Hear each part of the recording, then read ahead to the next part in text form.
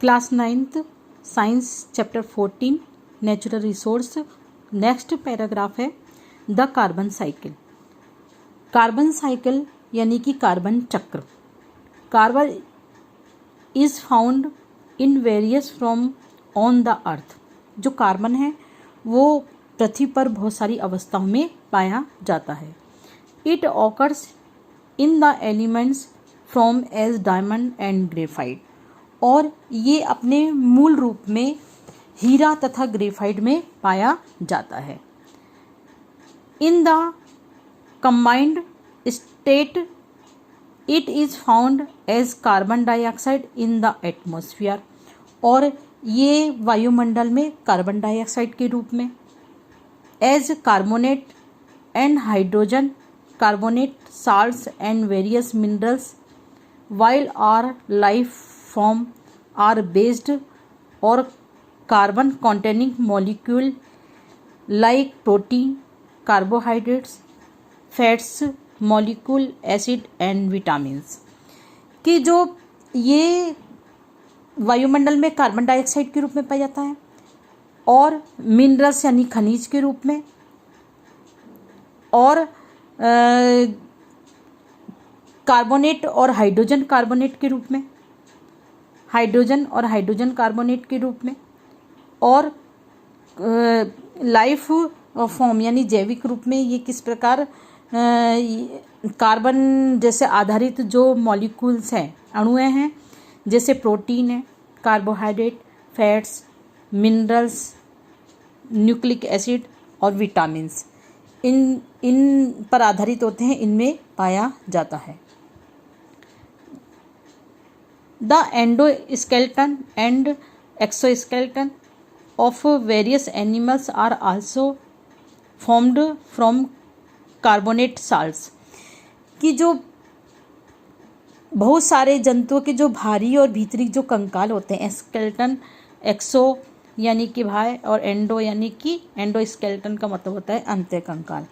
कि जो बाह्य कंकाल और भीतरी कंकाल है ये भी क्या है, कार्बोनेट के लवण होते हैं। Is carbon is a incorporated into the life form through the basic process of photosynthesis which is performed in the presence of sunlight by all life form that contain chlorophyll। और ये जो प्रकाश संश्लेषण की photosynthesis की जो क्रिया होती है उसमें सूर्य की उपस्थिति में उन पौधों में होती है जिसमें क्लोरोफिल होता है। और ये मूल क्रिया द्वारा कार्बन जीवन के जो विभिन्न प्रकार से क्या है समाविष्ट होती है। और ये जो कार्बन है ये प्रक्रिया वायुमंडल में जैसे कि जो जल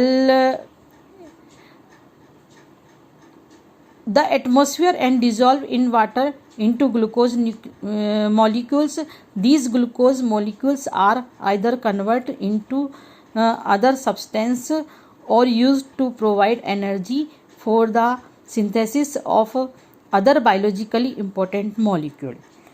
कि जो ये क्लोरोफिल होता है, ये फोटोसिंथेसिस की जो क्रिया होती है सूर्य की उपस्थिति में पौधों में जो होती है इसमें क्लोरोफिल होता है।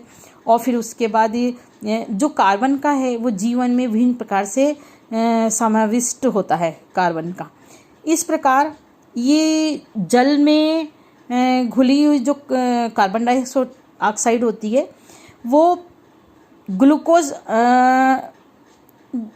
अणुओं में बदल देती है। और ये जो ग्लूकोज के जो अणु जो होते हैं ये क्या करते हैं, दूसरे पदार्थों में बदल दिए जाते हैं और दूसरे जो जैविक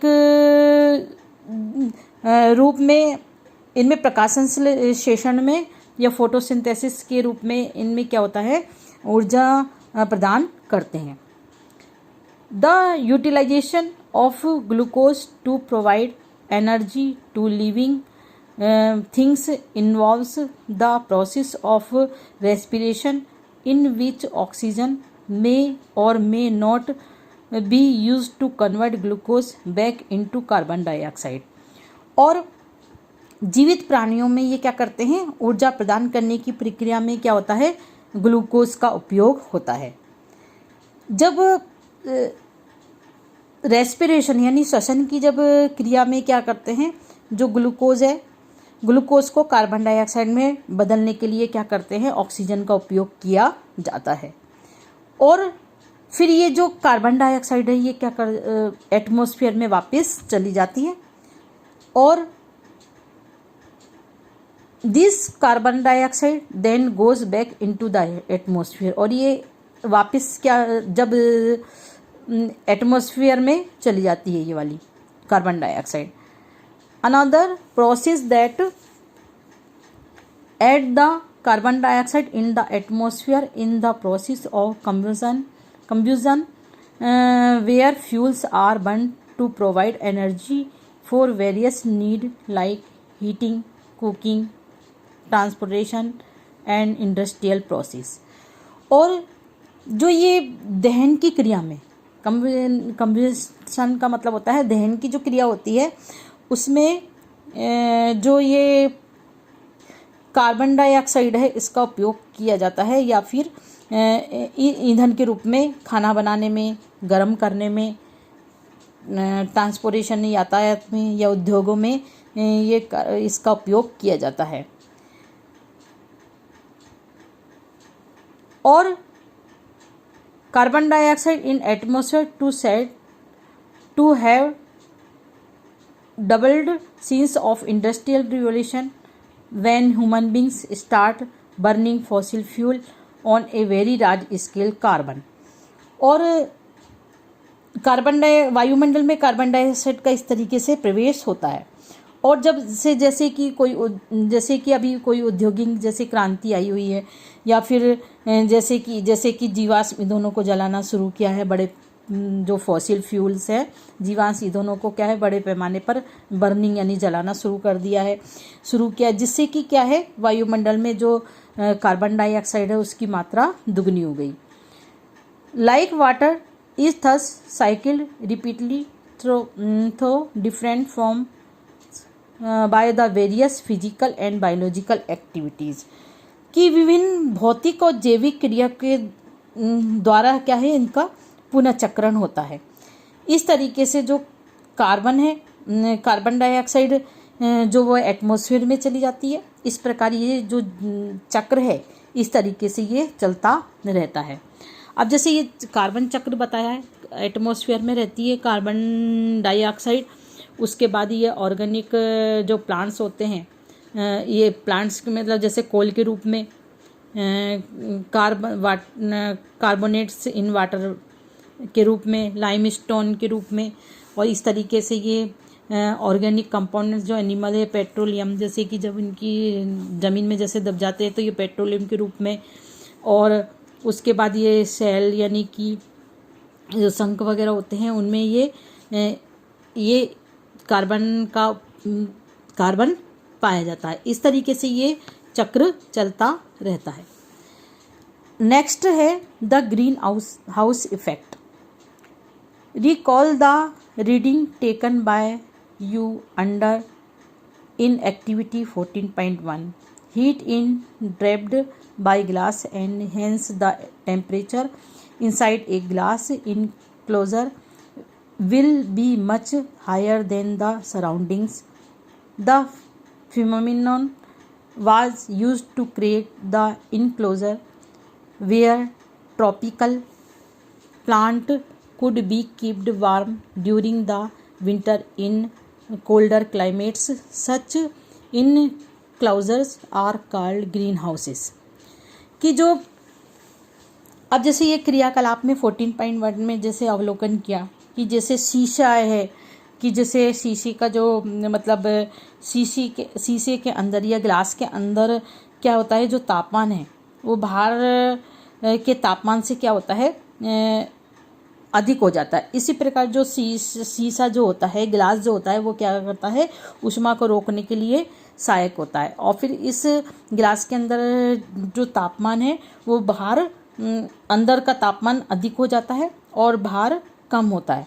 इस तरीके से जो ठंडे वातावरण में या फिर जो ट्रॉपिकल जो प्लांट होते हैं, उष्णकटिबंधीय जो पौधे हैं, उन पे ये जो आवरण जो उनको गर्म करने के लिए बनाया जाता है ठंडे जगहों पर, तो such enclosure are called greenhouse. और इस प्रकार जो ये आवरण होता है उसको क्या कहते हैं? ग्रीन हाउस कहते हैं। कहने का मतलब होता है कि एक प्रकार का शीशे का आवरण होता है और ये इन पर पौधों को डेवलप किया जाता है। और जो ये जो शीशा होता है ये क्या है? तापमान को अंदर का जो तापमान है शीशे के अंदर का वो बहुत अधिक हो जाता है, जिससे कि जो ठंडे मौसम में पौधों को क्या है? गर्म रखने का ये आवरण बनाया जाता है। इसको क्या कहते हैं? ग्रीन हाउस कहते हैं।